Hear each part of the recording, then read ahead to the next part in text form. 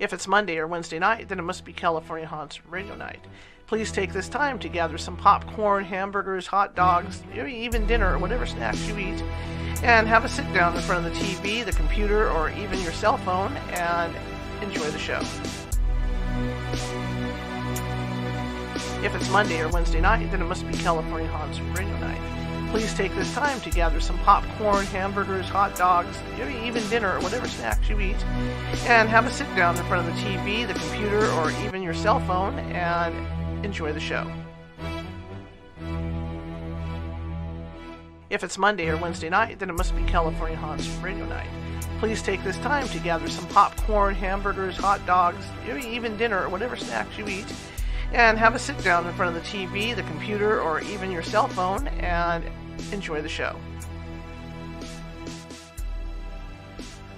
If it's Monday or Wednesday night, then it must be California Haunts Radio Night. Please take this time to gather some popcorn, hamburgers, hot dogs, even dinner or whatever snacks you eat, and have a sit down in front of the TV, the computer, or even your cell phone, and enjoy the show. If it's Monday or Wednesday night, then it must be California Haunts Radio Night. Please take this time to gather some popcorn, hamburgers, hot dogs, even dinner or whatever snacks you eat, and have a sit down in front of the TV, the computer, or even your cell phone, and enjoy the show.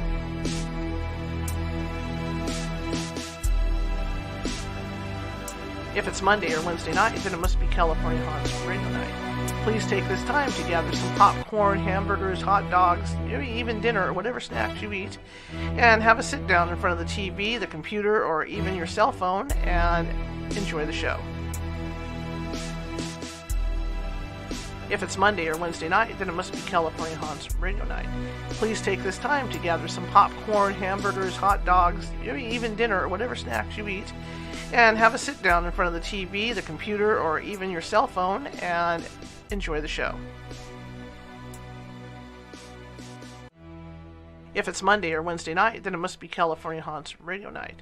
Please take this time to gather some popcorn, hamburgers, hot dogs, even dinner or whatever snacks you eat, and have a sit down in front of the TV, the computer, or even your cell phone, and enjoy the show. If it's Monday or Wednesday night, then it must be California Haunts Radio Night. Please take this time to gather some popcorn, hamburgers, hot dogs, even dinner or whatever snacks you eat, and have a sit down in front of the TV, the computer, or even your cell phone, and enjoy the show. If it's Monday or Wednesday night, then it must be California Haunts Radio Night. Please take this time to gather some popcorn, hamburgers, hot dogs, even dinner or whatever snacks you eat, and have a sit down in front of the TV, the computer, or even your cell phone, and enjoy the show. If it's Monday or Wednesday night, then it must be California Haunts Radio Night. Please take this time to gather some popcorn, hamburgers, hot dogs, even dinner or whatever snacks you eat, and have a sit down in front of the TV, the computer, or even your cell phone, and enjoy the show. If it's Monday or Wednesday night, then it must be California Haunts Radio Night. Please take this time to gather some popcorn, hamburgers, hot dogs, even dinner or whatever snacks you eat, and have a sit down in front of the TV, the computer, or even your cell phone, and enjoy the show. If it's Monday or Wednesday night, then it must be California Haunts Radio Night. Please take this time to gather some popcorn, hamburgers, hot dogs, even dinner or whatever snacks you eat, and have a sit down in front of the TV, the computer, or even your cell phone, and enjoy the show. If it's Monday or Wednesday night, then it must be California Haunts Radio Night. Please take this time to gather some popcorn, hamburgers, hot dogs, even dinner or whatever snacks you eat, and have a sit down in front of the TV, the computer, or even your cell phone, and enjoy the show. If it's Monday or Wednesday night, then it must be California Haunts Radio Night. Please take this time to gather some popcorn, hamburgers, hot dogs, even dinner or whatever snacks you eat, and have a sit down in front of the TV, the computer, or even your cell phone, and enjoy the show. If it's Monday or Wednesday night, then it must be California Haunts Radio Night. please take this time to gather some popcorn, hamburgers, hot dogs, maybe even dinner or whatever snacks you eat, and have a sit down in front of the TV, the computer, or even your cell phone and enjoy the show.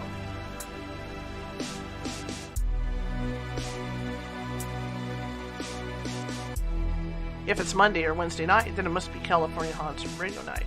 Please take this time to gather some popcorn, hamburgers, hot dogs, maybe even dinner or whatever snacks you eat, and have a sit down in front of the TV, the computer, or even your cell phone and enjoy the show.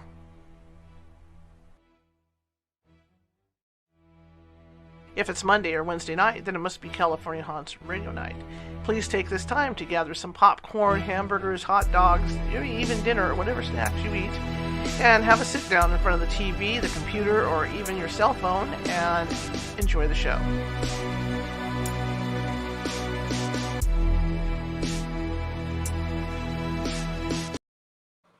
Well, hey, welcome to California Haunts Radio. How's everybody doing tonight? I hope you're doing as good as I am. I've had a great day, and I'm looking forward to a great show. My name is Charlotte. I will be your host for the next hour, and I have a great guest tonight. This young lady has been on my show before when I was over at Blog Talk Radio, and I was really excited to get her back because she's got a whole new angle on a subject that we're all really, really interested in right now, and that is aliens and alien abductions. You always think about adults that get abducted and what happens to them. You never really think about the children. And Barbara, sure enough, did some regression on some children, and she got some really interesting stories from them. And she has written a book, and we're going to be talking about that tonight. In the meantime, this is California Haunts Radio. You can find us at www.californiahauntsradio.com. And I'm also the owner and operator of the California Haunts Paranormal Investigation Team based out of Sacramento, www.californiahaunts.org. It's a lot of .org, but a lot of .orgs and stuff. And we are 35 strong up and down the state of California, and we also have teams in Oregon, Washington, and Hawaii. So we get around, and Nevada, yes. So we get around. Anyway, I want to say hello, welcome, and I'm really excited to have you all here. And without further ado, let's get our guest going here, okay? Hello. Hello, Charlotte. It has been a long time. I know. Nice to be with you again. Yes, it is. A lot has happened since we last talked, and I've learned so much more about the whole extraterrestrial phenomenon, and particularly how it affects people. That has been my main interest as a therapist, helping people to cope with those experiences, which of course are very unusual, and also helping people to remember the details of their extraterrestrial encounters by doing hypnotic regressions with them. So I've been doing that work, the regressions, with what I call experiencers rather than calling them abductees. I've been doing this since 1991. And so it's been a lot of people. I've done well over 4,000 regressions to specifically people's encounters with extraterrestrial beings. And in addition to that, I have conducted a lot of what I've called experiencer support groups. In other words, these are groups of people who gather together, people who've had these encounters with the other beings. And they sometimes, some of them want to share what they're aware of because they've been very, very impressive, very impactful encounters. I mean, it's really, really affected them in various ways. And some of them come to these groups because they remember a little tiny bit of something that they think might have been an extraterrestrial encounter experience. And then there are people who come to the groups too, who are just, for whatever reason, are extremely interested in learning more about the beings in those ships that we see flying around, which Mm-hmm. we call UFOs or UAPs now is the Right. official unidentified aerial phenomena. And but what we are talking about is the ships that these beings fly in and come Mm-hmm. to Earth in.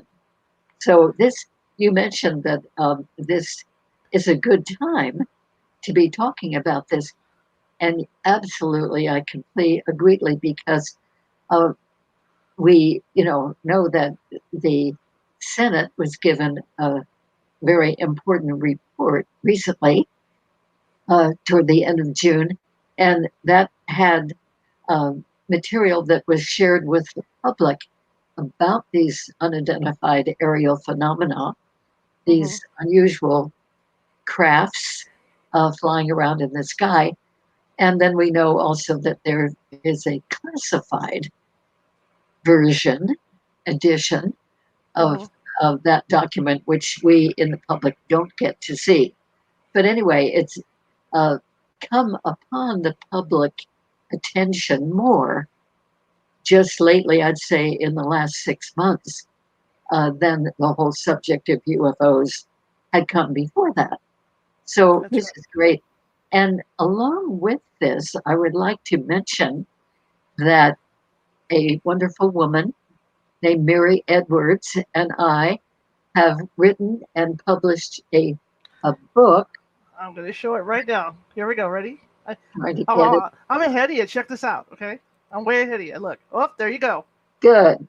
See that? I'm way ahead of you. Thank you. And so this is called Kids Adventures with ET Friends in Space. And we wrote this book because we wanted children to know, if they have the good fortune to read this book or look at the pictures, we wanted them to have their own experiences validated.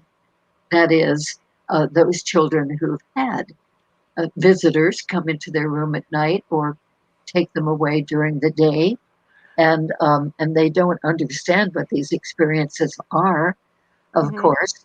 And so often, the children report these things to their parents the next morning, and the parents typically say, "Oh, that must have been your imagination," or "It must have been a vivid dream," or "Oh, it must have been your imaginary friend."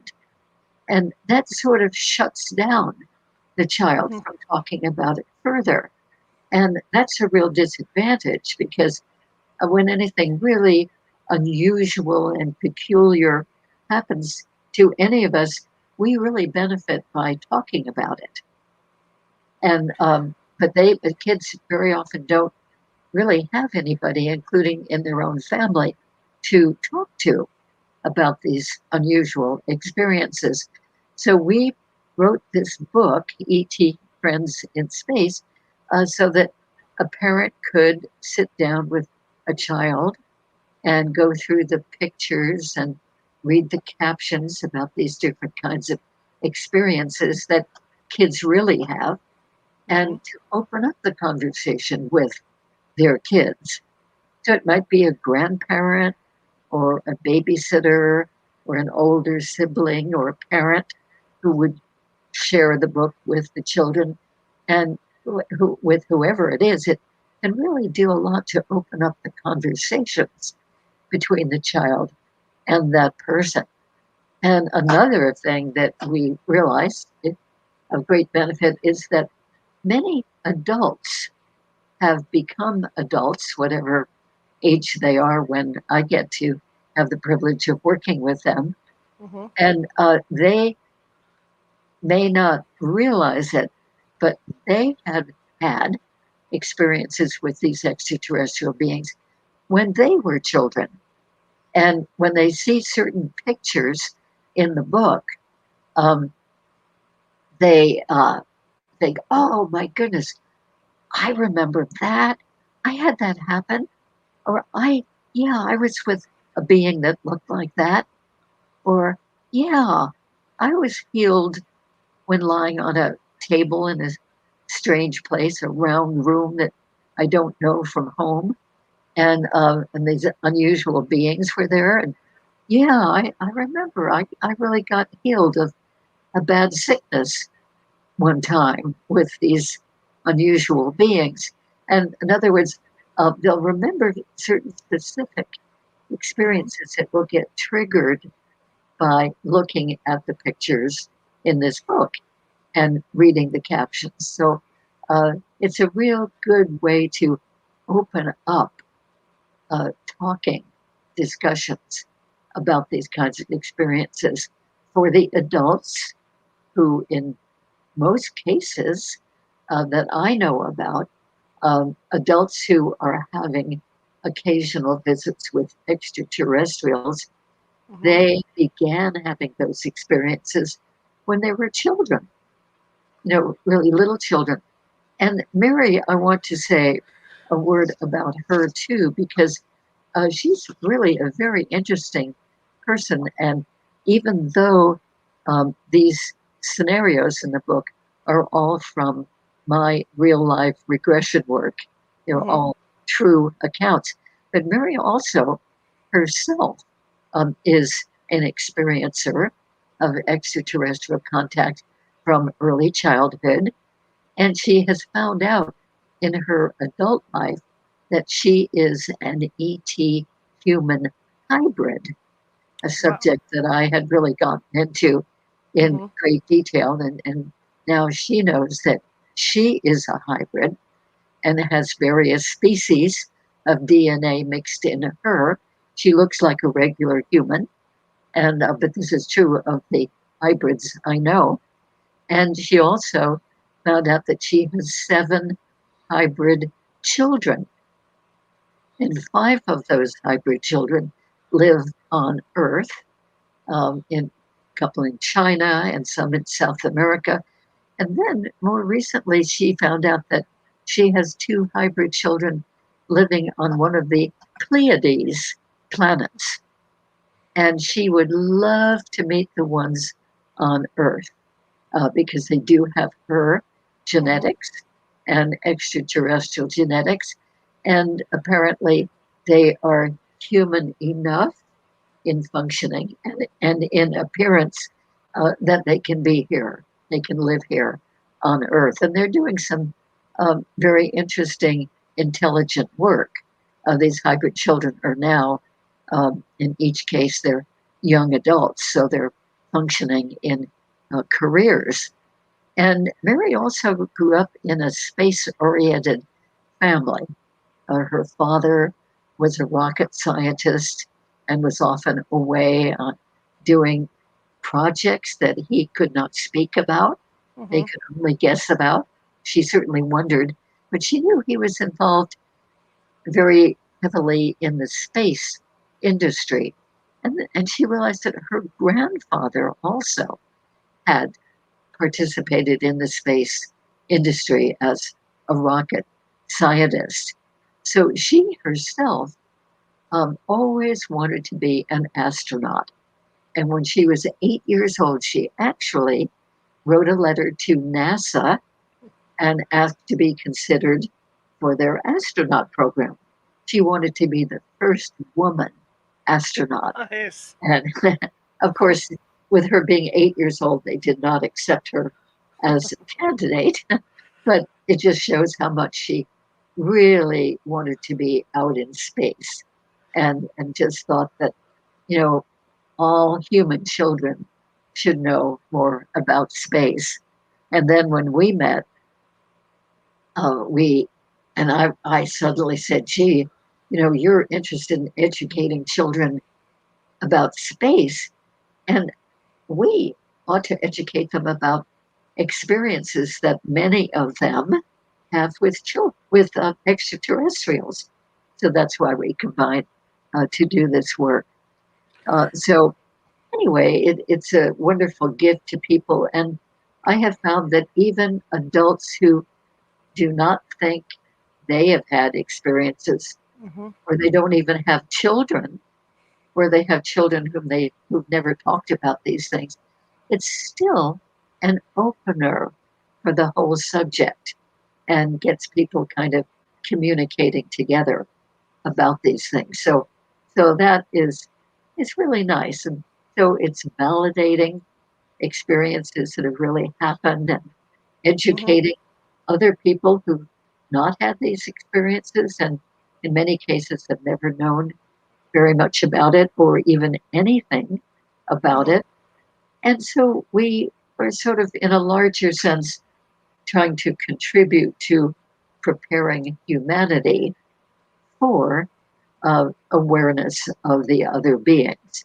And of course, we do know that many of them do come and are seen and videotaped and photographed in their wonderful crafts of many different types. They're spaceships.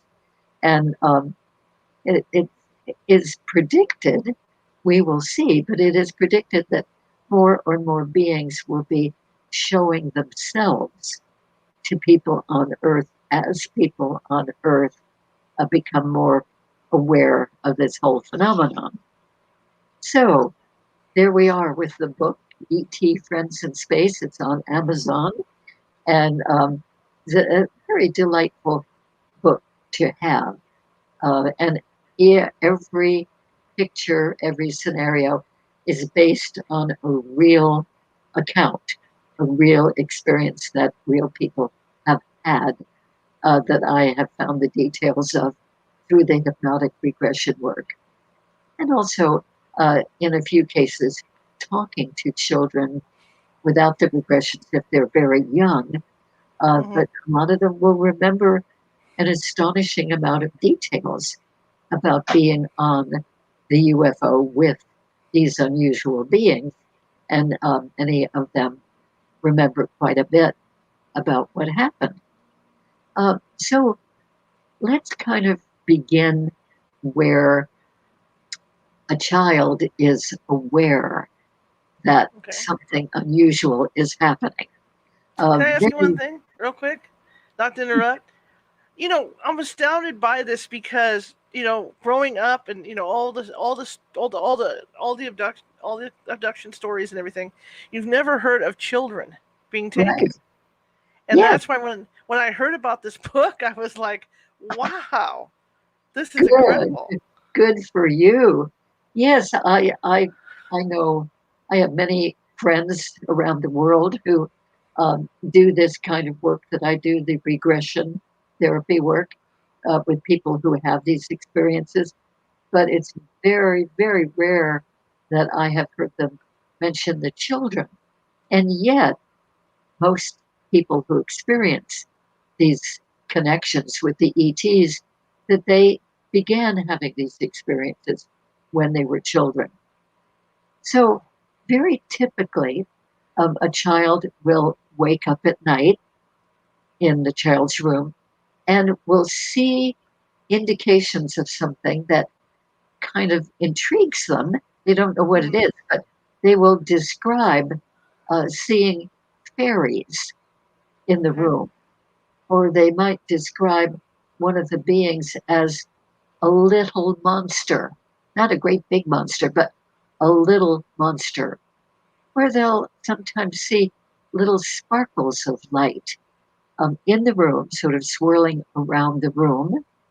And it has even been seen on several occasions by several children that the sparkles of light will eventually, after a few minutes, sort of gather together in what looks like a ball of light, Hmm. like an orb.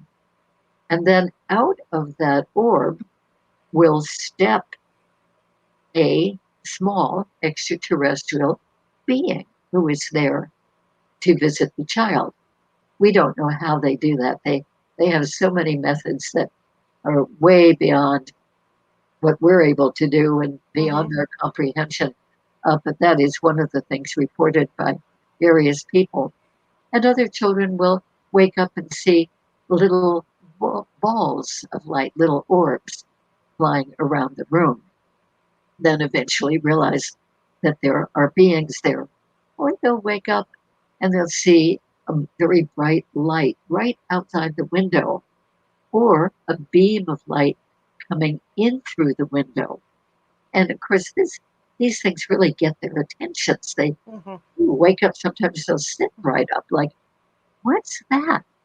And gets to be quite intriguing.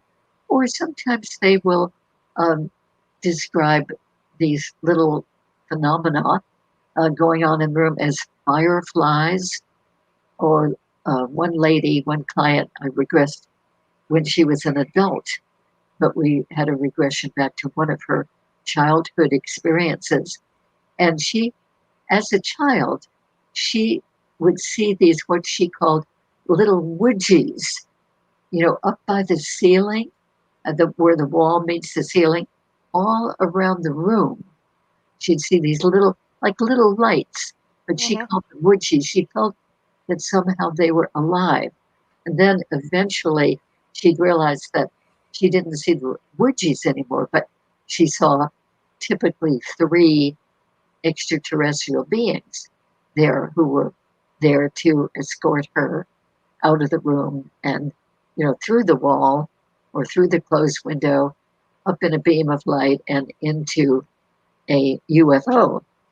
Some people describe the beings in their room as little men. They'll talk about the little old man who came to their room. It was really an extraterrestrial, but you see, they don't really know who they are, and Mm-hmm. often their parents don't know who they are or what they are, so they just make up their own names for them. Or sometimes they refer to the ET visitors as their space friends. Sometimes, and this happens quite often, a child will talk about one of these beings coming out of the closet in their room. And we don't know why, but even adults, some of them will remember that when they were children, they'd be aware of one of these beings coming out of the closet and then over to their bed. So some of us have wondered if the closet might be some sort of portal that they come through. We really don't know the answer to that. Or maybe they just don't want to materialize in front of the kid and scare them.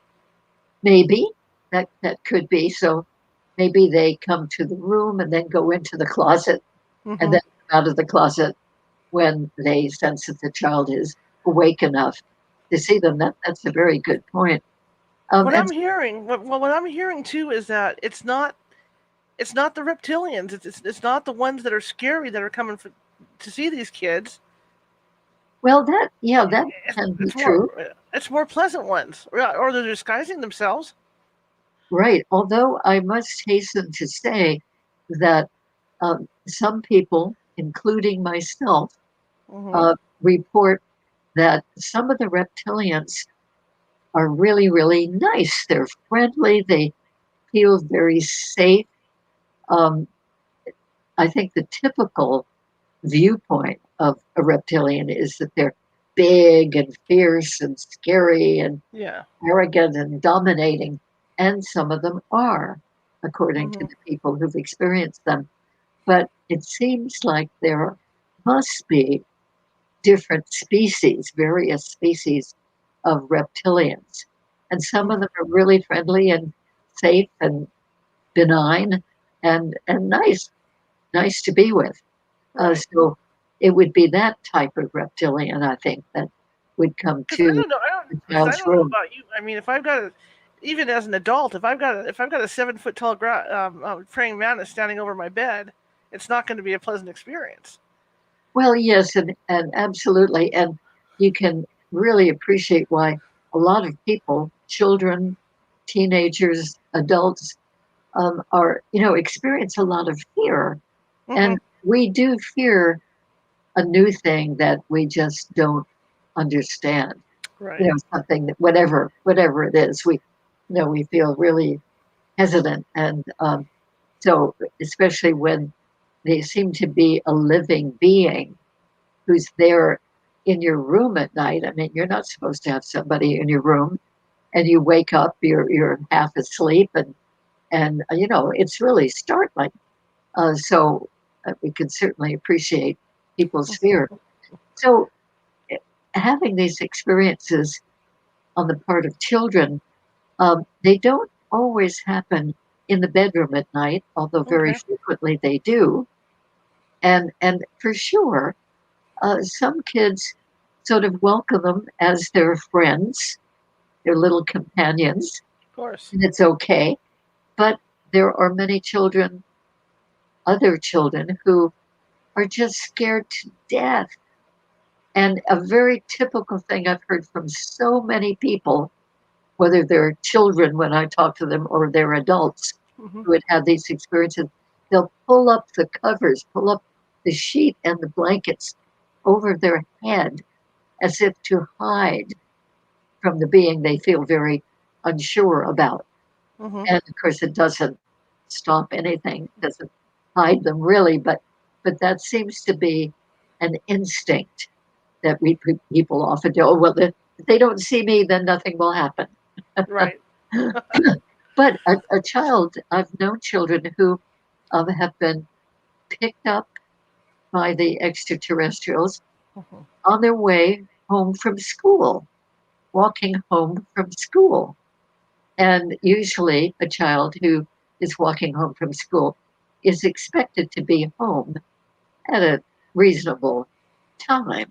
Right. And the parents expected, or whoever is there in the home, to greet them.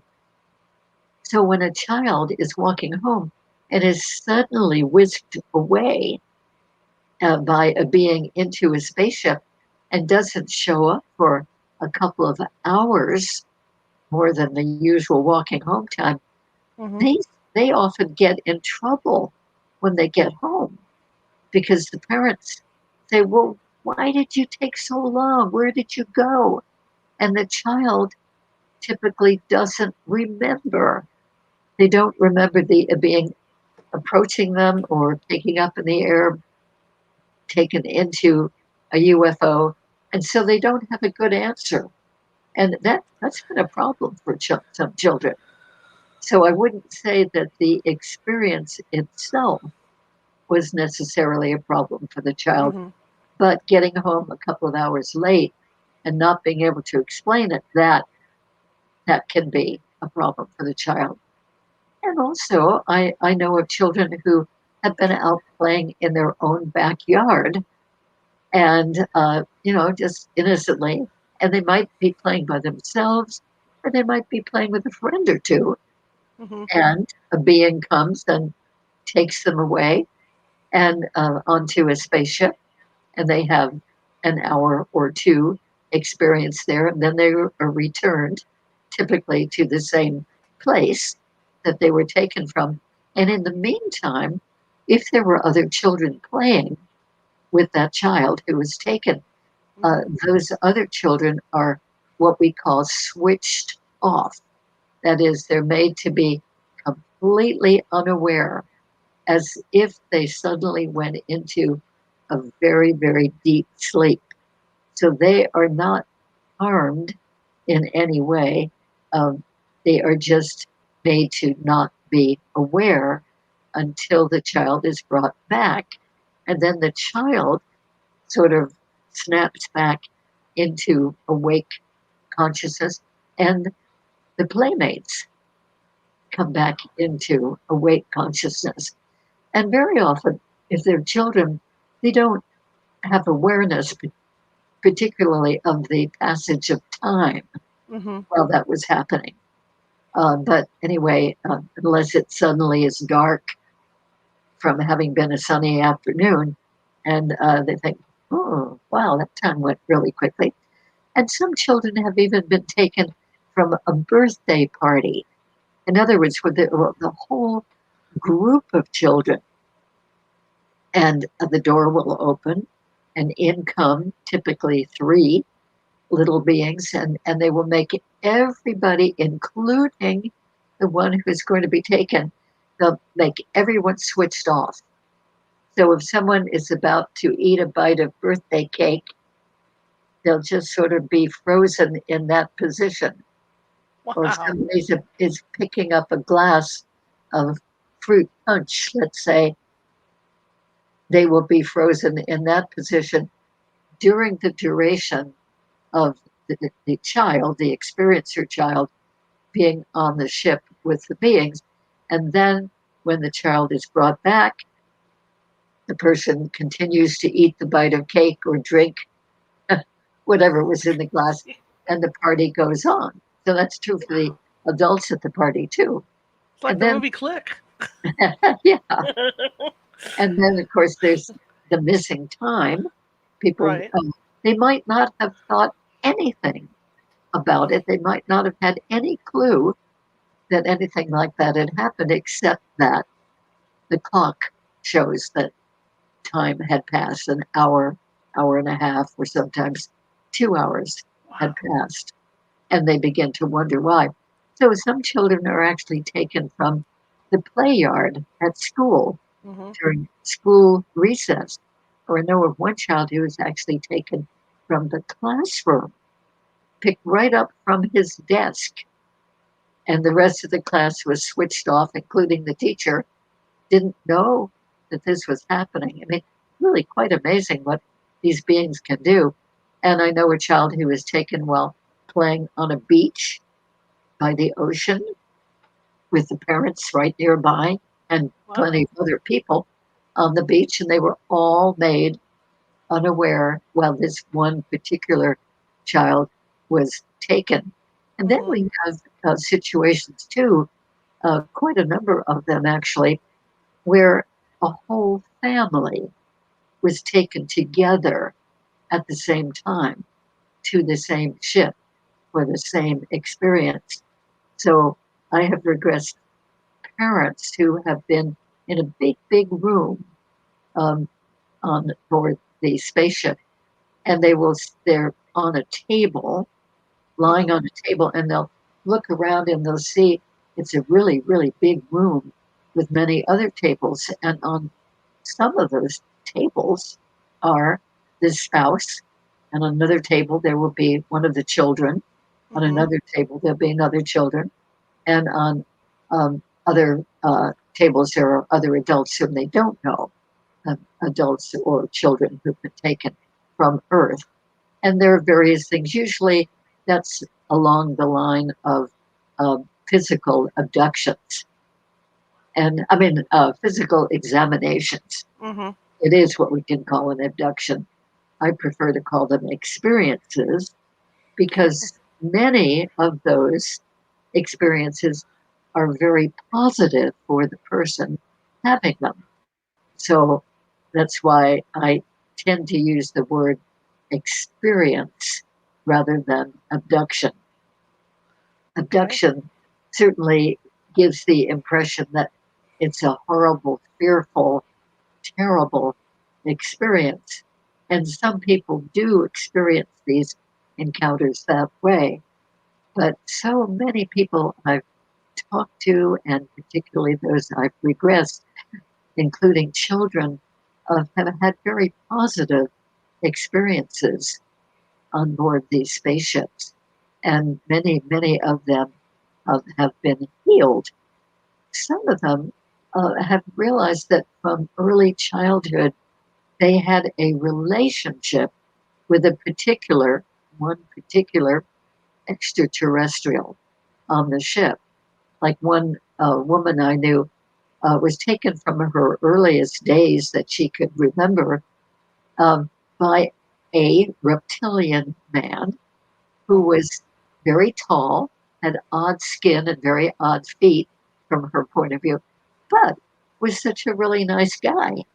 And he seemed like a very loving, friendly uncle sort of person to her. So he would take her into his room. He called them his quarters on the UFO, and they would sit on very low couches, and he would read stories to her, like a father or an Uh-huh. uncle would hear, and play simple games with her. And that went on through her whole childhood. And then, as she began to mature as a young teenager, he still uh, was active with her, but um, in a different way, more of a romantic, sexual way. Wow. And it turned out over a period of years that they had two hybrid children, which she eventually met when she was in her 50s. And she did a regression to that meeting of the two hybrid sons.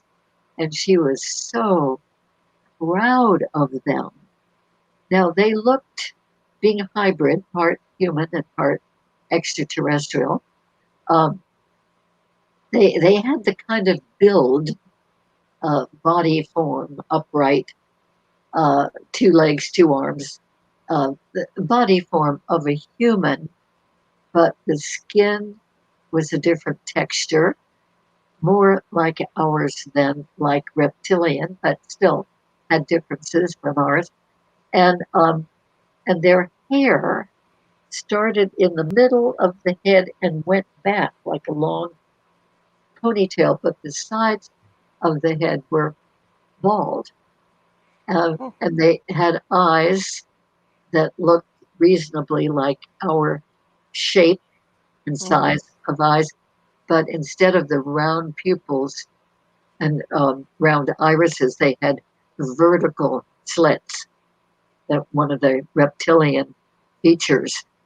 But anyway, so some of these people, starting at early childhood, have Mm-hmm. been able to remember over a period of time and doing various regressions that they had one being that they seem to have a special relationship with. So we wonder about family lines Mm-hmm. among the humans. Um, I think it's quite well known that some of these beings seem to follow a genetic line within a family. So you'll have a great grandparent who had these encounters, and then the grandparent, and then the parent, and then the child. In other words, three or four or five generations in a row. So when there's one experiencer in a family, it probably means that there's somebody else in the family. With any of the people I've worked with, and I've gotten them to really think about that. Like, is there anybody else who's giving any indication in their family that they're having these experiences?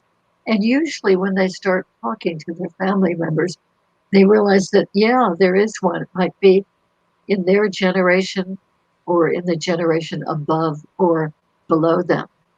Mm-hmm. So it does seem to run in family lines. Whether it does in every case in the world, I don't know. By the way, this is a worldwide phenomenon Mm-hmm. that people are having these encounters with the extraterrestrial beings. So these children report very interesting things happening when they're on the UFO. So I'd like to mention a few of those. Sure.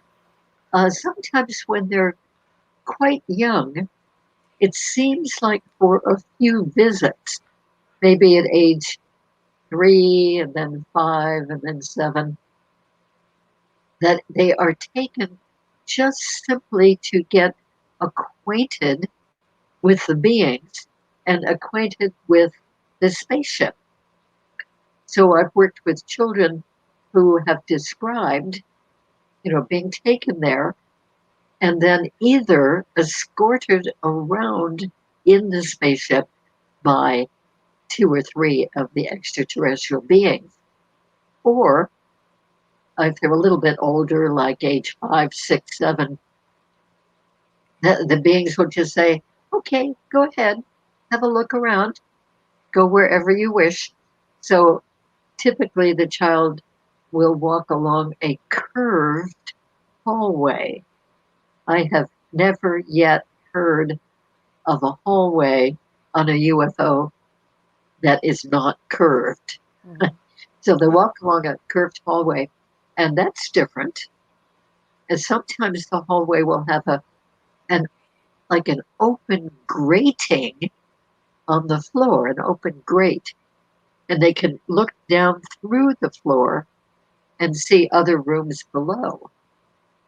And very often the child is told, as you're walking down the hall, don't touch the walls. And the walls seem to be, according to the child, seem to be somehow breathing or living. I mean, we don't have anything like that here that I know of on Earth, Mhm. but several people have reported that when they were children, they were told not to touch the walls of the hallway, and Mhm. that the walls seemed to be, in some cases, um, lighted, like emitting light from within the wall. It sounds very pretty. Sometimes they're a light blue or a light turquoise or something, or maybe white. Um, but the children, because these walls really seem so different, Mhm. they've been definitely told, no, don't touch the walls. They don't. So I have no idea what they feel like because they've behaved, they've followed instructions like that. And then they can sometimes just walk into other rooms. Sometimes they're small rooms, sometimes they're very large, sometimes they're almost like a big gallery. And sometimes they'll see in one room, they'll see other people looking very, very sleepy, even maybe actually asleep, sitting on benches, as if waiting for something. And it seems like they are waiting to have some sort of physical examination, probably. So Mhm. sometimes they will see that and not quite understand, what those people are there for, or even what they are there for. It just sort of unfolds as the experience goes along. And sometimes they will see other people lying on hard tables, kind of like our medical examining tables, they appear to be. And there'll be various types of beings around the various tables doing some sort of work on those people. And it seems to be pretty consistent from the children's experiences and the adults' experiences that around any one of these tables, there's a variety of beings. In other words, they're not all mantis beings, they're not all Right. short gray beings. It always so far seems that in the many, many regressions I've done, it seems to be a variety of beings who of different species clearly, and they are working together. And you had mentioned the mantis beings a Right. little while back here, and very often the mantis being seems to be watching the procedures that are going on one of these medical tables. They're watching from, well, maybe 10 or 15 feet away or closer. Like they seem to be sort of the supervisors. And some cases they're called over to the table by the other beings, as we would in a hospital see a doctor calling over another doctor who might be a specialist in that Mhm. particular condition of that patient. So they seem to be kind of in charge and uh, more knowledgeable than the others. And sometimes the children are confused because not only will they see a whole variety of different looking beings that they never see on Earth, Mhm. usually never even see pictures of. And so from their Earth life, they just don't know about them. But sometimes they'll see beings that look just like people. And so I've had people I've worked with who will be on a spaceship and they'll feel reassured. Oh, in addition to all these unusual looking beings, over there I see a couple of people. Huh. I wonder why they're here. but they seem to be up and functioning.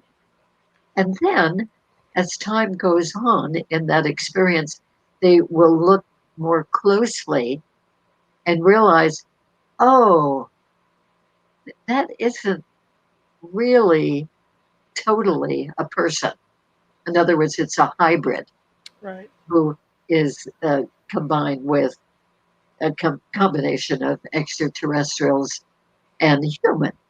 And so those hybrids cannot live on Earth because even though they appear to the person from somewhat of a distance to be human, when you get close to them, you realize they probably would not really pass for a human if they were here with us.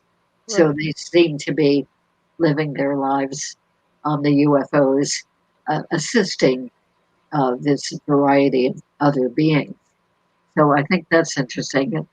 And children very often are, a little bit puzzled by that. I think this is a regular person, but maybe not. Well, so then what is it? They don't have names for any of these things or concepts for them at all. So many children get put onto the medical table, and people sometimes describe it as being poked and probed and having little samples of taken of skin and Mm-hmm. fluids and hair and so forth. And of course, that is quite a bit like being medically examined here on Earth, except that the doctors look very different. Right. And there very often is a female extraterrestrial being by the side of the table. And if the child seems to get confused or scared or feels any discomfort with what's going on, the female extraterrestrial will gently put her arm on the arm or the shoulder of the child lying there on the table. And immediately the child calms down and feels secure, no more fear. They're just sort of open to whatever the experience is, and they feel no more pain or discomfort. So this happens for adults too, but I think that it's especially nice when this type of being is there for a child having these experiences. So sometimes the child will have a little implant put into the body, a little tiny object, Mm-hmm. and we have many guesses about what those implants are for.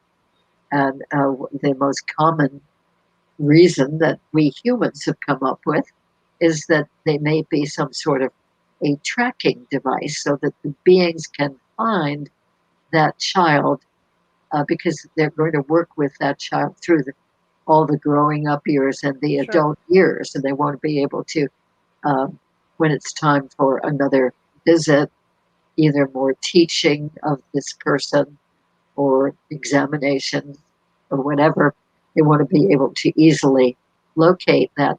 But also, I've talked to children who feel like they get messages through the implant, especially if the implant is put somewhere in the head. And I even had a child say, I feel every once in a while, I feel like somebody else is in my head looking out through my eyes and seeing what I see. And it turns out if that person happens to have an x-ray, that there's been an implant put in the head behind the eye. And sometimes I know a child who says, because he has an implant in the forehead, and he says, I can always tell when they're coming tonight because I feel a little tingling in that implant in Wow. there. Then I know that tonight I'm going to have another visit. Fortunately, that particular child really liked his space friends and Mm-hmm. liked being on the spaceship. and thought of them as great adventures.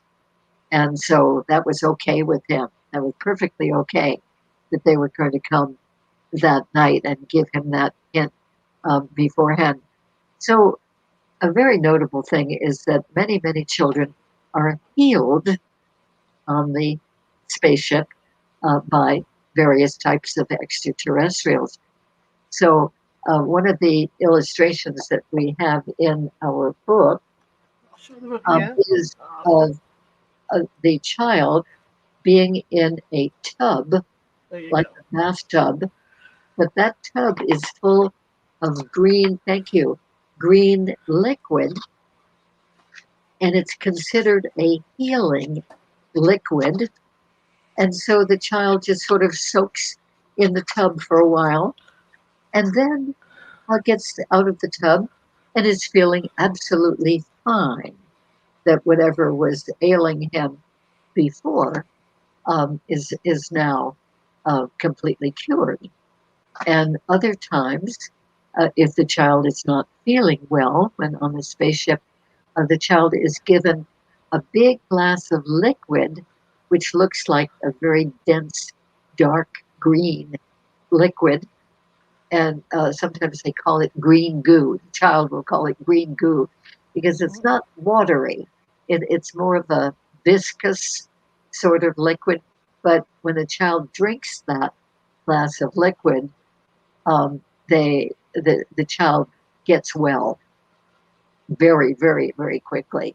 So that's a wonderful thing. And then sometimes when they're lying on the medical table, they will get healed with some mechanism that emits light, and they'll be healed. Like if they've got a scraped knee or a broken bone or a wound or even something internally going wrong. They will be healed of that completely right then and there on the table. So that's really nice. There are some real advantages for having these experiences. That many, many conditions um, have been healed on board the ships. So another thing is that these children, and we have information in the book about that too, the children very often have classes on board the spaceship. In other words, they will sit around on the floor, like little children often do, Mm-hmm. with maybe a couple of other human children who've been brought there for that experience, and some extraterrestrial children, and also some hybrid children. So quite a mixture.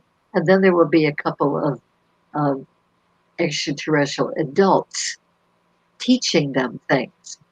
So one of the things, and we have this illustrated in the book also, is that they are taught to move things with their minds. So they actually can, so they're sitting on the floor in a circle Mm-hmm. with the two adult extraterrestrials standing by, teachers, guides, and then a child will focus his eyesight and his attention on a little object, like let's say a small feather, very, very light in weight, sitting on the floor in the middle of this circle of these children. And will focus on that until the feather will move across the circle on the floor. And then this child is congratulated. Yay, you can do it. You can move it with your mind. And then another child will have a turn moving the feather across the circle. And you see, these children are taken here and there over a period of years. So they get better and better at that kind of skill until when they're slightly somewhat older children, maybe around 8 or 9 years old, they can sit in the circle and they can move a basketball from Wow. where it is on the floor. They can not only move it with their minds only, never touching it, right across the circle, and then the kid sitting across the circle will move it back or move it around the circle, kind of like dodgeball that we used to play. and but without any hands. Yeah. And then they can get to be good enough at this that they can actually not only move the ball across the circle, but move it up in the air and across the circle. Wow. So that, they teleport it. And then they're taught many other psychic skills too. The whole range of, psychometry and telepathy. They learn to read each other's thoughts and read the thoughts of the extraterrestrials who are already busy reading their thoughts.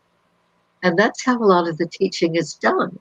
It's done through telepathy. And as they're being taught, they're learning that very rare skill of uh, telepathic communication. So that is really special. And then sometimes they just simply sit on the floor with hybrid children and play games, simple games, depending on their age. Right. And so they develop friendships with these hybrid children. Sometimes they consider them very, very good friends, and they're growing up together. And of course, developing a little bit differently depending on whether they're a human or a hybrid. But it's really nice, I think, that uh, that that intermixing between species is happening, and in a very friendly way, very positive way, that they're happy to know each other. And once in a while, I've worked with somebody who remembers that there's a particular other human child in that circle on the floor on the spaceship. In other words, there's a particular child from their own school Oh, whom wow. they know and they recognize at home. And now, when they were children, they didn't do anything about that in the Mhm. with these people I know and have worked with. In other words, they didn't go up to the child and say, "Hey, remember what we were able to do on the spaceship last night?" They don't. They don't seem to have anything to do with that child. But then when they're adults and they have worked with me and they remember time after time of being with that particular child, then as adults they wonder what happened to that child. And wouldn't it be wonderful if there'd be some way to find that child, having grown up now an adult, and talk about this with that person? So far, I don't know of anybody who's found one of those fellow children. Well, maybe this is a way, by doing this and having them work with the hybrids and stuff, on the ship. Maybe this is a way that when they finally do come forth, or the government literally opens the doors, that it's not going to be as scary for people because you'll have all these children that have worked, that have been around and grown up. Yes, and especially the children who've really looked into it and been able to talk about it freely, learn more about it, remember more, Right. and even do regressions. I don't do regressions with children who are under about 6 years old. I just think it's better if they're six or a bit older. But it is amazing how much the ones younger than that do consciously remember. They won't remember the whole linear sequence of Right. events necessarily, but they'll remember certain items like walking down the hallway or being on the table or being in the circle of friends on the floor. And, they'll remember certain things like that. Now, there are also children who get taken to a special school at night on Earth. In Really. other words, they'll wake up in the middle of the night and have the strongest urge, which they cannot seem to resist, to go outside and get on their bicycle, if they're old enough to ride a bicycle, Hmm. and ride to a particular place. And often that place is in the woods if they happen to live near the woods or in a woodsy area. And in the woods, there's a clearing, and some lights in there that they see that there are some of these extraterrestrial beings and other Earth children. Again, a classroom sort of situation. And in that school like situation, they're taught many, many things, not necessarily the skills as Right. they're taught, but it's more like they're taught certain information and a perspective about the other species and about the other planets and about all the interest that there is on the part of those beings on planet Earth. And they'll learn quite a bit about some of our unique features that we take for granted. But we're the only planet in the whole cosmos that has many of these features. For instance, one child I know was taught by an extraterrestrial being that planet Earth has more species and subspecies and subspecies than all of the other planets in the whole cosmos combined. Wow. We on this one planet have more. And that's one of the reasons, one of many reasons, why a lot of these extraterrestrial beings are so interested in planet Earth. And then they also are very interested in us people, us human beings. And many of them say that that's because long ago they had a great influence in creating us human beings as we are.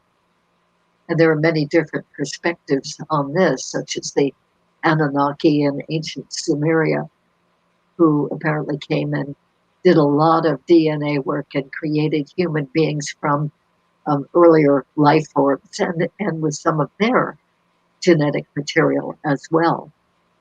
Anyway, so there are loads of reasons for these other beings to be so interested in planet Earth. And then, of course, our natural resources are so abundant here, probably more than on any other planet. Mm-hmm. And they're very intrigued with our appreciation of beauty and music, anything harmonious and beautiful. And it was pointed out by one being that we human beings plant trees for many reasons, but one of the main reasons is because a tree looks so nice in our yard. It's a very handsome feature, and in our gardens and so forth, that we'll have a tree. But from their point of view, a tree is more like a telephone pole would be, in that it's only utilitarian, because they don't really get into the subject of visual beauty as Mm-hmm. much as we do. So they would plant a tree because it helps with the purifying of the air and the oxygen and so forth that would help the beings. Mm-hmm. And we appreciate trees for that reason as well. But we also plant trees in various places just simply because we like to look at them. Okay. We think of them as beautiful. So anyway, many different perspectives that they have on us. Oh, I'd like to mention too that some children, in the experiences they have with these beings, are taught to fly the spaceship. Really? Yeah. And so different children seem to be taught in different ways. And one of them, we did over a period of about 10 years, we did many, many regressions. I met him when he was a man, and he was a man when he did the regressions, but he did a lot of regressions to his childhood experiences aboard the UFO. And from a pretty young age, probably about age 4 or so, the beings would stand him up in front of what seemed to be a big column, a big it was actually a big beam of blue light that ran from the bottom floor right through the middle floor where he was and up to the top floor of the spaceship. And he would stand there with beings right there, reading his thoughts, watching him and reading his thoughts. And he was learning how to fly the ship with his thoughts only. They always told him, don't ever touch the blue beam. It Huh. would be too powerful in terms of energy, it would harm him terribly. So don't ever touch it, but stand near it, a foot or so away from it, and project your thought, your thinking. So think forward, back, up, down, tilt, circle, whatever, he wanted the ship to do. And it took years and years and years for him to do that with the beings right there staring at his head and reading his thoughts. So whenever his thought would waver a little bit, like, I wonder how much longer I have to do this, or whatever the thought was, it'd say, no, back, back to the beam, back to the direction you want. And so there's no way he could cheat with That's his great. thoughts because they knew everything that he was thinking. Anyway, he did grow up. That boy did grow up to be a big, burly, grown man and was taken occasionally to fly the spaceship with his mind only. So that was very exciting. Uh, That's cool. really, really glad that he found out that he could really do that. So, do you have any other questions that? Anybody in the chat room have questions? This is all fascinating. I mean, but like I said, I think it sounds to me like it's. I'm not going to say a setup, but I mean it's a precursor to first contact. First contact here on Earth. I mean, Yes, they made first contact, but I mean first contact with everybody else because if a majority of the population is used to being around them and used to working with them, then it's not going to be a scary thing because they're going to convince the other people, hey, these guys are okay. yes, and that is a very big motivation for our doing this book, ET Kids Races, to show that even though many people are very frightened by these things, which I certainly appreciate, but that the beings, so many of them are incredibly good Mm-hmm. and very caring about humanity. They're very benevolent beings. In fact, a lot of them have been described by people who experience them as being unconditionally loving. So when you think about the big, tall, thin mantis beings, Right. huge eyes that seem to wrap around the side of their heads, um, Yeah. so they could be kind of scary looking. Yeah, a great big bug. As one of my women I did many regressions with, she said, "Oh yeah, I was taken by the big bug again." But he turned out to be, she realized over years and many regressions to many experiences, that this big praying mantis being was totally loving, absolutely wonderful. She felt more love from him than from her parents, her grandparents, her siblings, her husband, her children. She had all those life experiences too, but she felt more love from this one big praying mantis being. And he was often the one who came and took her from about age 4, we think was her earliest experience. Mm-hmm. Oh, I need to mention, I think this is really quite amazing, that some children are taken at extremely young ages.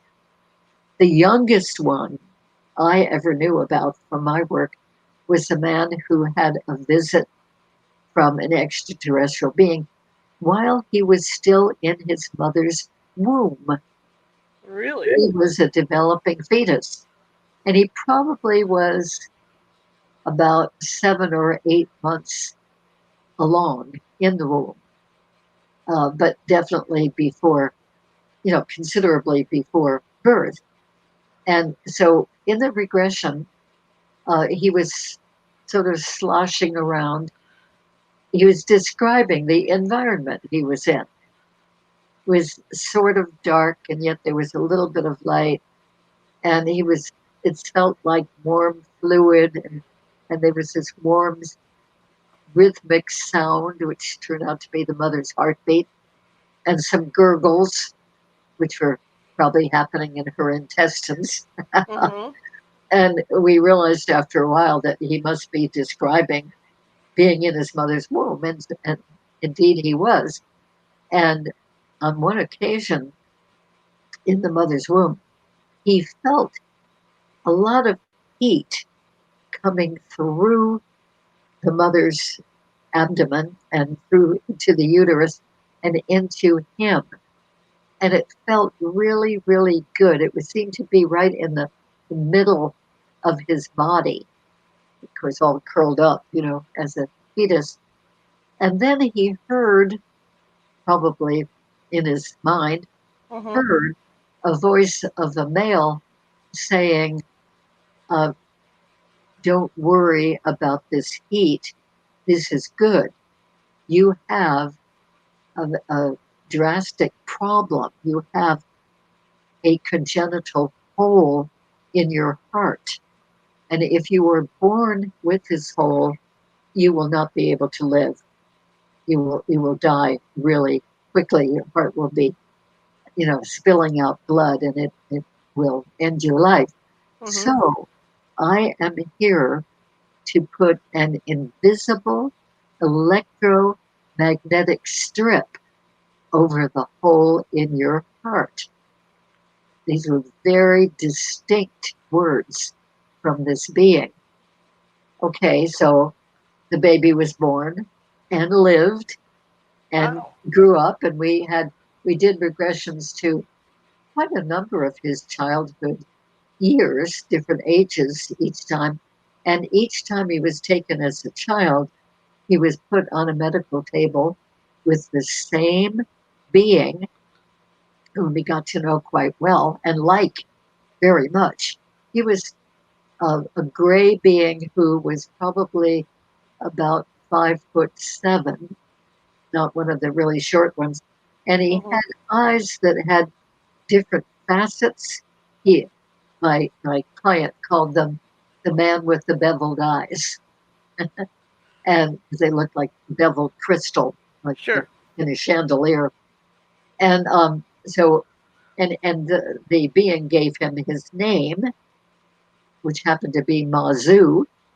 And so every time the little boy was taken, one year after the other, he met with the same being, Mazu, and he said, I am refurbishing the invisible electromagnetic strip over the hole in your heart. So Wow. this little boy was able to grow up, grew up to be 6'4", broad shoulders, burly, strong, and did physical labor for most of his adult life, um, and was able to keep living because he had that invisible electromagnetic strip over the hole in his heart. And then in his Wow. late 40s, they actually detected a heart problem here on Earth, and he was taken into heart surgery. Mm-hmm. And his wife happened to be a surgical nurse, so she got permission to be right there in the operating room Mm-hmm. with him during the surgery. So she was there to witness that the doctor, after opening up his chest to do the heart surgery, the doctor exclaimed in amazement, wow, this man has a hole in his heart the size of a silver dollar. I don't see how he's lived this long. Now, that means, we think, that the hole was still there, but there was this invisible electromagnetic strip over the hole in his heart, Mm-hmm. keeping the blood in. So the doctor did regular heart surgery. Still amazed. I mean, how wonderful that the wife happened to be there to witness that in That's the wonderful. surgery. Wow. Yeah, Wow, so wow, he wow. was, cured in the way that we humans do it. But That's all of that neat. work had been done all of those years Right. since before birth. And then there are babies who are newly born in a hospital nursery, and usually they're given to the mother for a little while, and they're taken back and put in the nursery, maybe in an incubator or just another nice, warm, cozy environment with a light on it, very typically, Mm-hmm. um, as we do with our newborns. And that into the uh, nursery room will come a being or two or three beings and make any personnel in that room switched off, not aware of them at all, Mm-hmm. not harmed, but just not aware. And then they'll take the baby for a while, presumably to a spaceship, and then return the baby. And then the personnel in the nursery will kind of come to as if they're waking up. Oh, I must have dozed off. And of course, there's a period of time missing. So these experiences can happen for children when very, very, very young. That's Yeah. And incredible. then continue through childhood and through the whole life, That's right incredible. through adulthood. I have a question from Marisa, who says, "Do any of the children ever try to invite a friend? I guess to go aboard the craft." Oh, what a great question. Um, yes, well, I know of one family where one brother was taken, and the Mm-hmm. other brother really wanted to be taken because the first brother loved his space friends so much and really considered his trips on the UFO to be great adventures. And the brother never got to experience that. And so very often in the morning, the one who was taken would say at breakfast, "Oh, I got to go with my space friends again last night. It was so much fun. And they let me sit on the lap of one of them, and they let me fly a ship. And well, I'm sure he didn't really fly it, but they, they Mm-hmm. made him think he was flying it. And it was great fun. And then the other one would be so envious, the other brother, because he didn't get to have those adventures. But um, and the one who was taken asked the beings if they would take his brother on another time, but they never did, as far as he knows. Yeah. I wonder why. I wonder why it's just certain people. I know, like you say, a lot of it's within families, but it's certain family members, and I wonder if it's just the genetics makeup of that particular person. Well, yeah, I think it is the genetic makeup, and maybe that particular child has more of that genetic makeup than the other family members do. Mm-hmm. Now, this brings up the subject of hybrids, Okay. ET human hybrids. Um, Many people are a mixture. They are mostly human and they live here amongst us, and but they do have um, a good portion of extraterrestrial genetics in them, usually from a variety of extraterrestrial species, not just from one species. So the hybrid children are of great interest to the extraterrestrials who help to make them be hybrids, give Mm-hmm. them their DNA.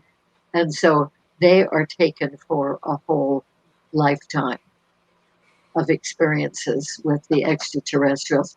And those hybrids I have written about in a book with Miguel Mendonça, co-author, and that's called Meet the Hybrids.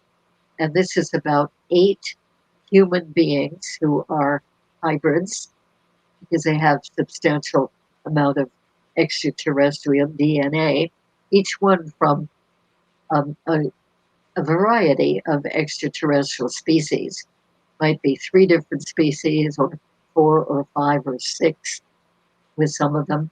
And so they were born here on Earth, but either they were hybridized by their being created as an embryo by the extraterrestrials who took eggs from the mother, sperm from the father, and then mixed it with their material, genetic material, creating an embryo. And then after that was done, the embryo was implanted in the human mother. And she carried that baby full term and gave birth to that baby the way that we all do that. And another method is that the human mother is already pregnant from the human father. And at about 6 or 7 months into the pregnancy, she will be taken on board and injected with extraterrestrial DNA through like a hypodermic needle or, a syringe through the wall of her abdomen and the wall of the uterus and into the growing fetus. So that by the time that fetus is full term and born, that fetus is already hybridized.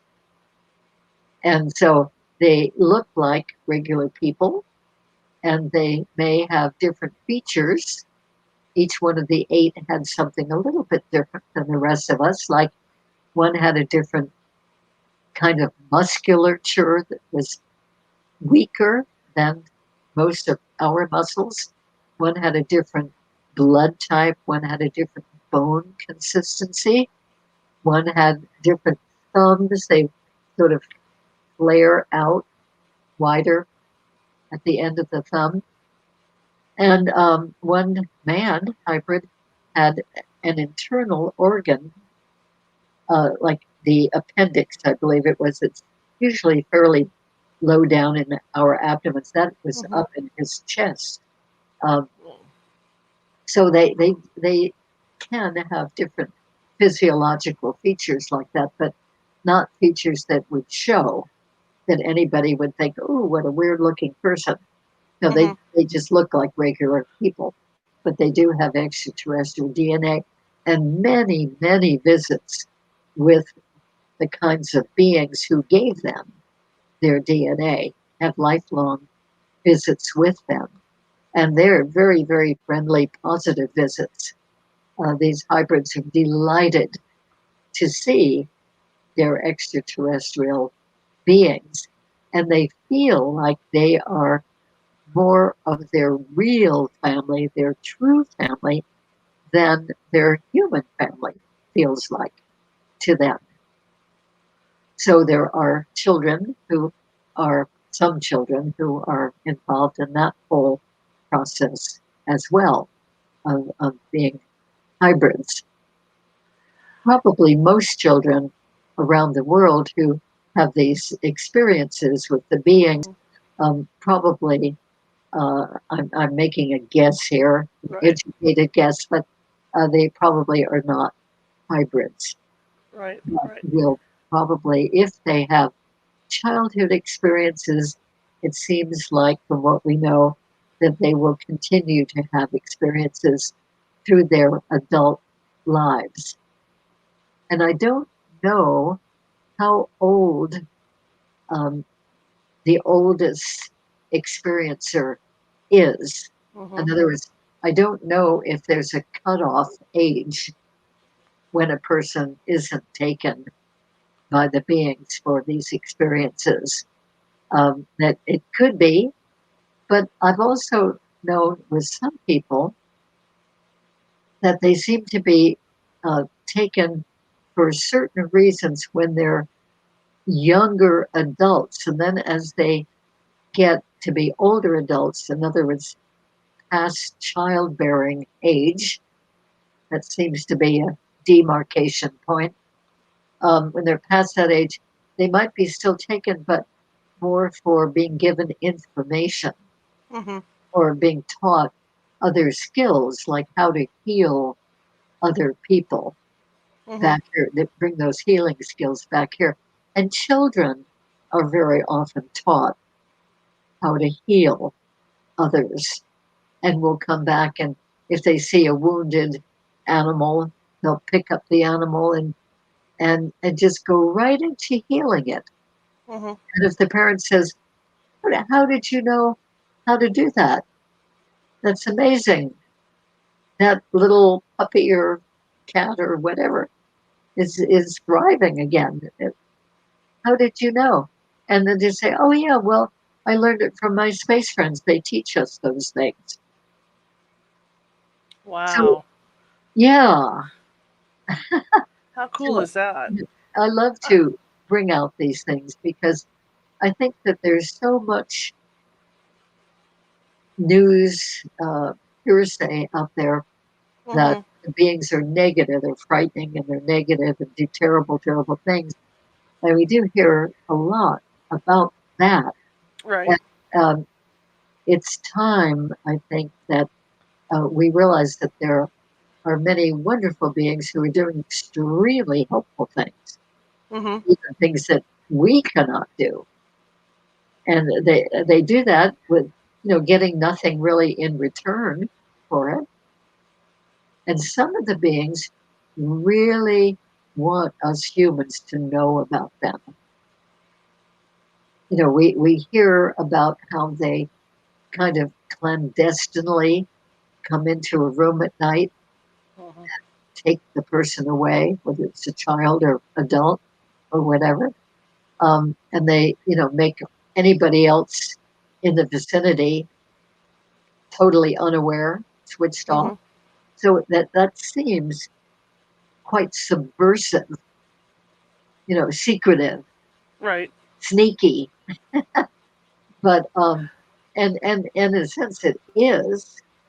But yet, what we haven't realized for the most part, I think, is all the good things that happen in Right. those experiences.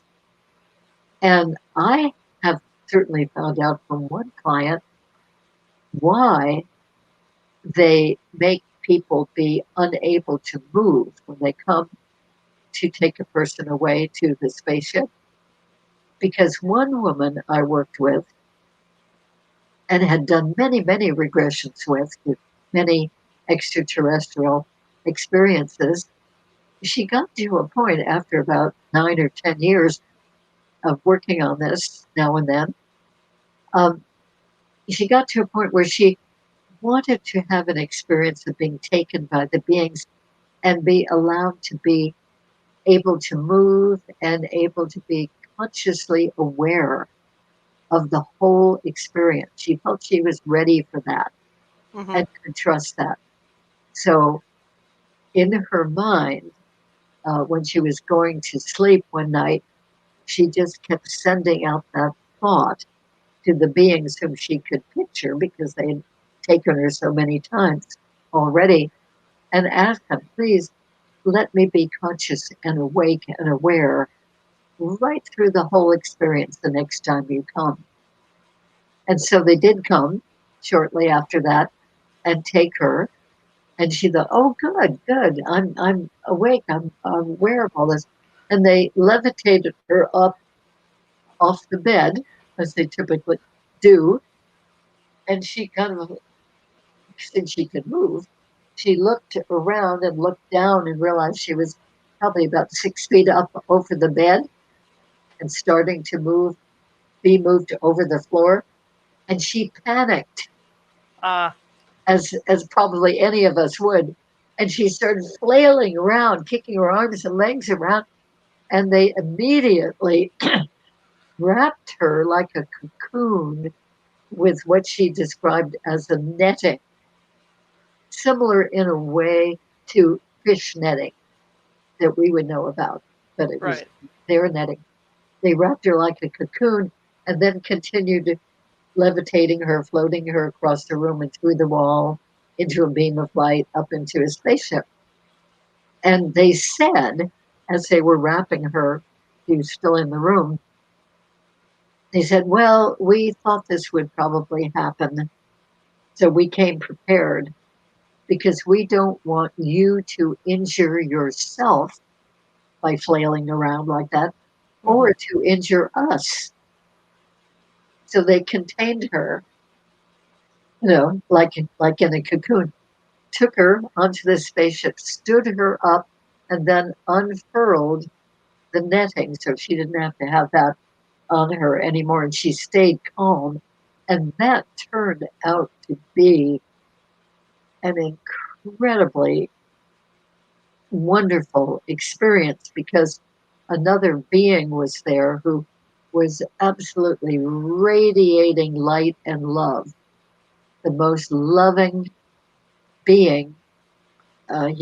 He said, the being said he was from the 11th dimension and was visiting for a brief while. Anyway, it was an incredible experience. But so we learned from that experience that they make us be immobilized and unable to call out or harass or pray, Right. pray around, so that we won't injure ourselves or injure them Oh my during gosh. the process. But once you're there, you're okay. You're not going to be flailing around Right. anymore. Yeah, so they Right. took it off. So very, very interesting, I think. Oh my gosh. We've been on here an hour and a half. Wow. You are That, just so great to talk to and listen to. You know, yeah. Oh, I would great like way. to get you back on another day if you'll work with me on that. Okay. Yeah. I So, mean, this was great. Everybody in the chat room loved you. I mean, you're terrific to talk to. And, it's been too long since we talked the last time. yeah. Well, But there's anyway. lots to say about this whole phenomenon. So many different aspects to it, and we're those of us who do this particular kind of work are Mm-hmm. learning all the time. I mean, I've been doing this, as I said, since 1991, and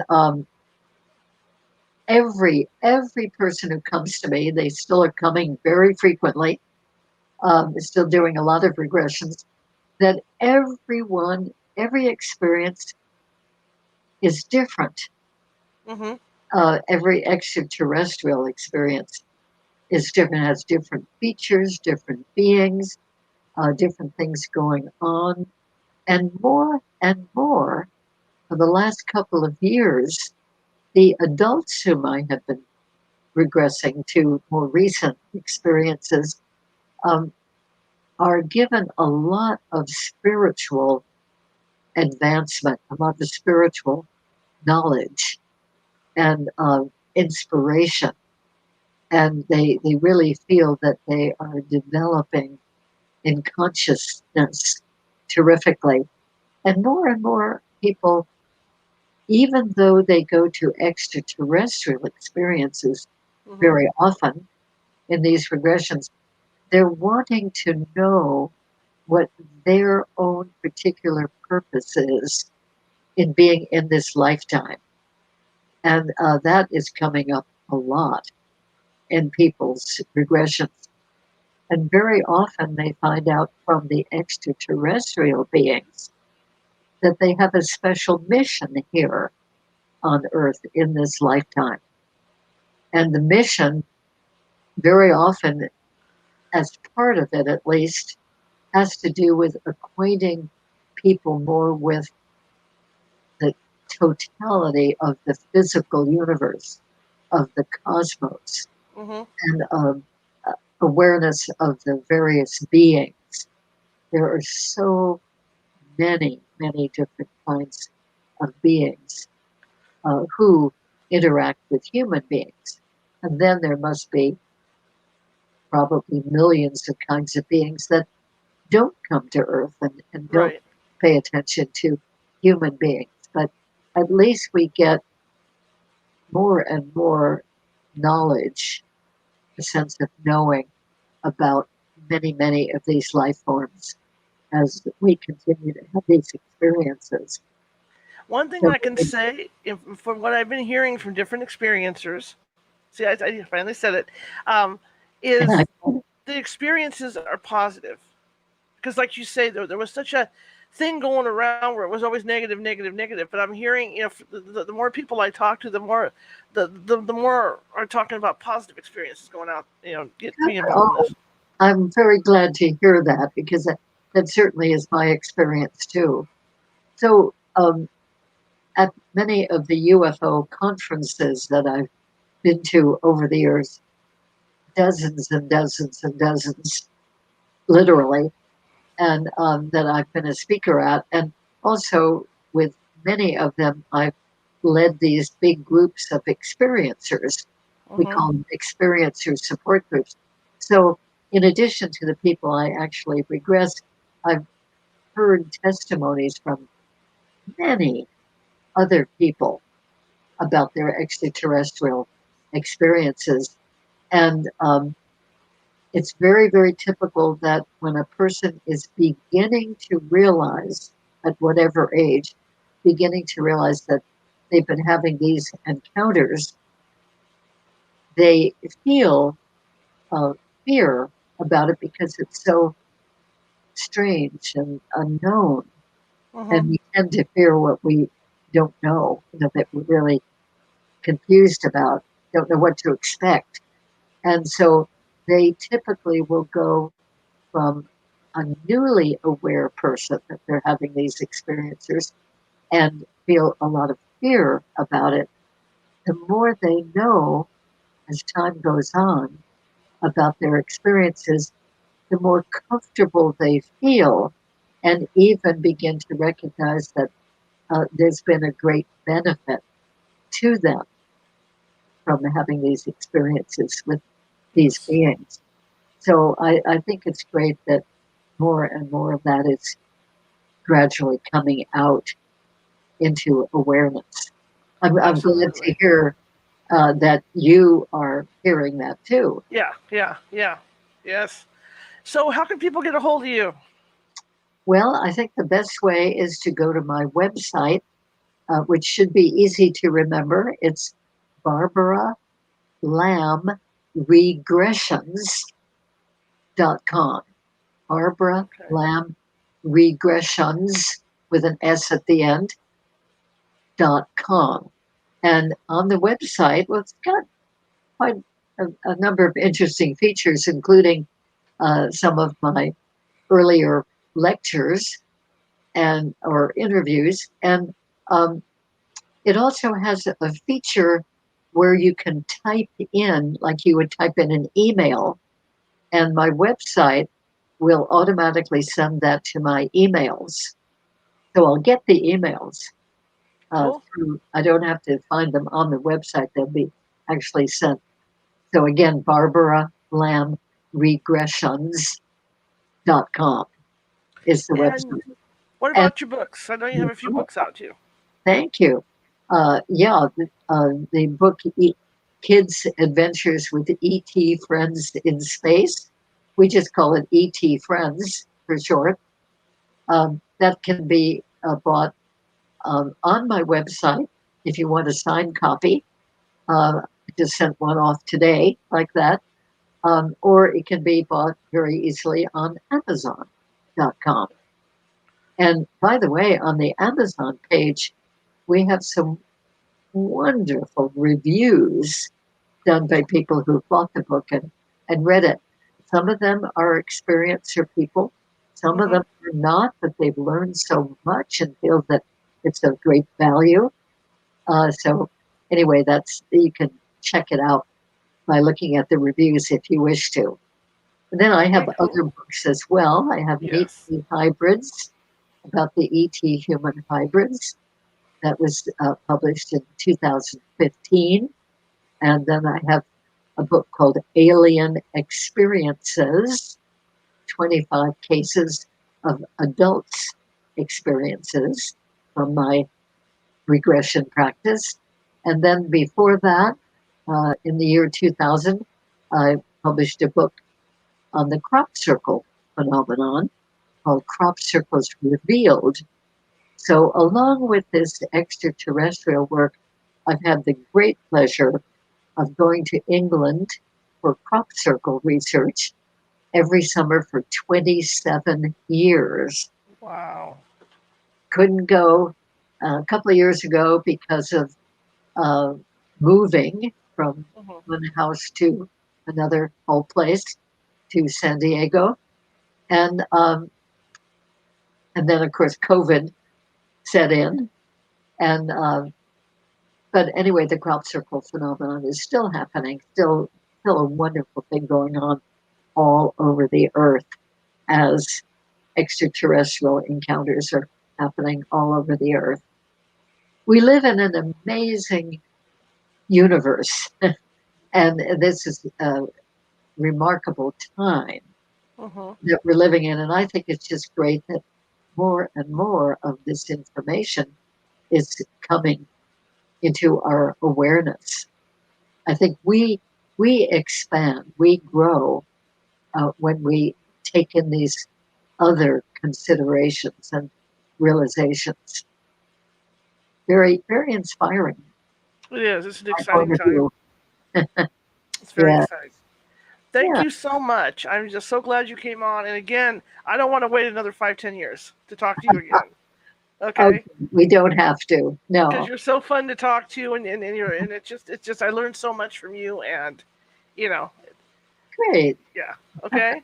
Well, All right. thanks for the Thank you so opportunity. much for. And I know you came on last minute for me too, because I had a cancellation, and then you jumped right in there to come on. So I really appreciate that. So Oh, thank yeah, you that so was much, great. Barbara. That was wonderful. Serendipity. All right, ma'am. Thank you. Many blessings to you and to all of your listeners. You too, ma'am. Have a good day. Okay, Bye bye. bye. Okay. Sorry I cut you off. Didn't mean to. I hit the button too fast. I'm really sorry about that, guys. Um, Thank you to Barbara. I'm really excited that Barbara came on, and I can't wait to speak with her again at some point. I didn't mean to cut her off. I hope she can hear me. But yeah, we got a great guest. We're shift off to tomorrow, and tomorrow's going to be more interesting. It's going to be an interesting evening.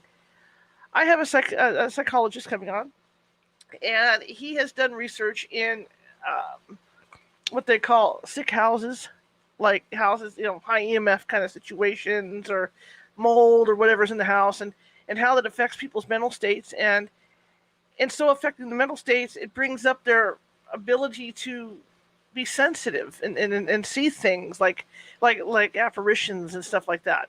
And he's also done studies on children, especially autistic children.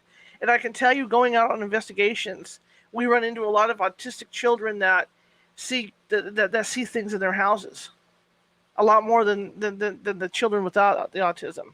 So this should be an interesting discussion with him tomorrow night. His name is Michael Jower, and he'll be on tomorrow night. It'll be a phone interview, so you'll just have to look at me most of the time. But anyway, I want to thank Barbara again for coming. I'm just so excited to have her, and I appreciate it. And yeah, that's all I can say right now. So, oh yeah, and don't forget to share this show.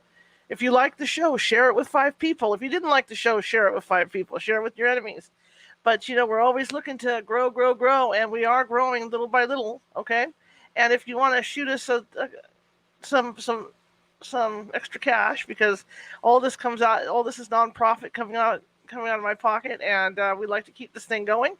You can donate to paypal.me at California Haunts, and kind of give us some help. Anyway. Also, if you want to go to our YouTube channel, subscribe over there. We're looking to get more subscribers and build all this up. And I want to thank Barbara, and thank you guys for coming tonight. And I will see you tomorrow. Okay? So I'm going to tease. It's going to be a little bit of silence here before we get to the end for the people on the podcast. And this is just so that we can remind everybody Barbara's website, and also what books she has out and where to get them.